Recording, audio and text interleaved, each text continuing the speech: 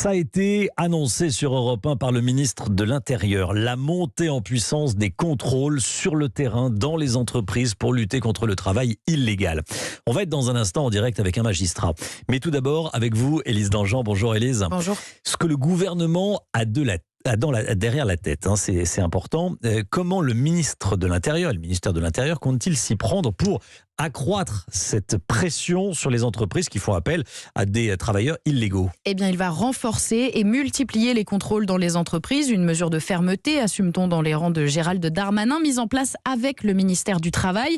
Jusqu'ici, la plupart des contrôles étaient menés sur dénonciation. Ceux-là seront aléatoires. Il y a toutefois des secteurs qui seront plus ciblés car plus concernés. Le bâtiment, la propreté, la restauration ou encore le service à la personne. Avec ce renforcement des contrôles, le gouvernement entend responsabiliser les entreprises qui se défaussent souvent sur leurs sous-traitants ou sur les agences d'intérim. Reste que beaucoup d'entre elles nous ont confié leur difficulté à traquer l'usurpation d'identité à laquelle ont recours les étrangers en situation irrégulière qui veulent travailler. Car c'est tout le paradoxe français, ils ont besoin de documents officiels pour travailler, mais ils doivent travailler pour obtenir ces documents. En tout cas, les entreprises concernées seront sanctionnées. Le but, c'est aussi de traquer les situations indignes d'entreprises qui exploitent littéralement des sans-papiers. Un premier bilan sera présenté d'ici quelques semaines. Élise Dangean, merci beaucoup Élise. On écoute tout d'abord ce témoignage de Cheikh Camara, qui est un Malien arrivé en France en 2015, toujours sans papier. Il a été recruté directement par une entreprise de collecte de déchets. Il nous raconte comment il s'y est pris. J'ai pris les papiers de mon cousin, son pièce d'identité, recto verso, sa carte vitale. Et c'est ça que je me suis présenté au dépôt. On m'a fait l'inscription et j'ai commencé à travailler sur son nom. Ils savent super bien qu'on est des sans-papiers. Donc on ne peut pas se plaindre, donc on est obligé de respecter leur système. J'ai travaillé 2 jours avec un autre chef d'équipe. Il m'a appelé pour venir travailler. J'ai travaillé 2 jours et après j'ai vu sur mon bulletin, je n'ai pas été payé. Bon, vraiment, les conditions de travail, c'est inexplicable. On est en direct avec Charles Prats. Bonjour Charles Prats. Bonjour Romain. Magistrat, auteur du livre Le cartel des fraudes et Le cartel des fraudes 2. Voilà, on vient d'entendre ce témoignage d'un Malien arrivé en France en 2015 qui s'est fait embaucher assez simplement, visiblement. C'est simple d'embaucher, enfin de se faire embaucher sans papier et donc de travailler illégalement en France ? Ah bah oui, comme l'identité sociale n'est pas sécurisée par la biométrie. En fait, les sans-papiers pour travailler, vous savez que les employeurs sont censés vérifier que l'employé qu'ils recrutent a un permis de travail, un titre de séjour, etc. Et ben en fait, que font les immigrés clandestins ? Ils empruntent les papiers d'un copain ou de quelqu'un de la famille qui a un titre de séjour ou qui est français. Et ils travaillent sous cette identité et rouler jeunesse. Et comme personne ne vérifie la biométrie, eh ben ça passe crème dans le système. Et c'est comme ça que vous avez des tas de fraudes derrière, parce qu'il n'y a pas que le travail au noir. Derrière, vous avez toutes les fraudes sociales qui vont se dérouler et qui peuvent prospérer. C'est pour ça que moi, j'explique depuis des années qu'il faut passer à la biométrie pour l'identité sociale.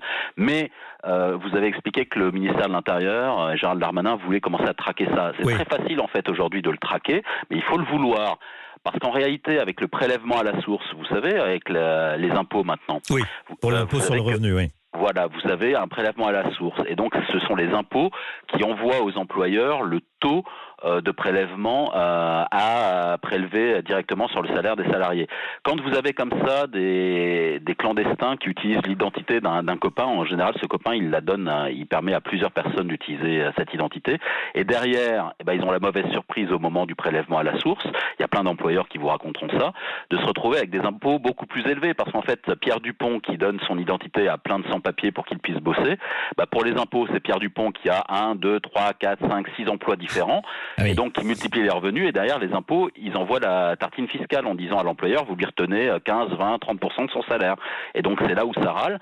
Mais en réalité, en utilisant les banques de données de l'administration fiscale, il serait très simple de déterminer qui sont les gens qui multiplient comme ça les emplois. Et puis, au lieu de faire des contrôles aléatoires, vous faites au contraire des contrôles ciblés. Et puis, vous allez chercher dans toutes les entreprises où il y a Pierre Dupont qui travaille donc dans 5 entreprises. Ben, vous déboulez dans les 5 entreprises, puis vous demandez à voir le Pierre Dupont de cette entreprise-là. Et comme par hasard, vous allez tomber sur les sans-papiers. Donc, c'est très très simple si on veut vraiment aller les chercher. C'est très simple d'aller les chercher. Ça permettra de neutraliser ces fraudes. Ça permettra d'ailleurs d'expulser le cas échéant ces sans-papiers qui n'ont rien à faire sur le territoire national puisqu'ils ne sont pas en situation régulière. Et ça permettra aussi de sanctionner les entreprises qui ne font pas le travail, parce qu'il ne faut pas oublier que l'emploi d'étrangers sans titre, c'est une infraction qui est durement réprimée par des peines de prison, mais surtout financièrement, puisqu'en réalité vous avez une amende administrative et pour chaque étranger sans titre qui est employé par un employeur, vous avez plus de 17 000 euros d'amende administrative qui est prévue et plus de 53 000 euros si c'est une récidive. Outre le fait de devoir payer, contribuer on au risque retour. On risque gros. L'entreprise risque très très gros si elle se fait attraper. Merci beaucoup Charles Prats. Merci d'avoir été en direct avec nous dans Europe Midi. Je rappelle le titre de votre livre, Le cartel des fraudes 2. Voilà, il y a le 2e tome qui vient de sortir. Merci beaucoup. 12h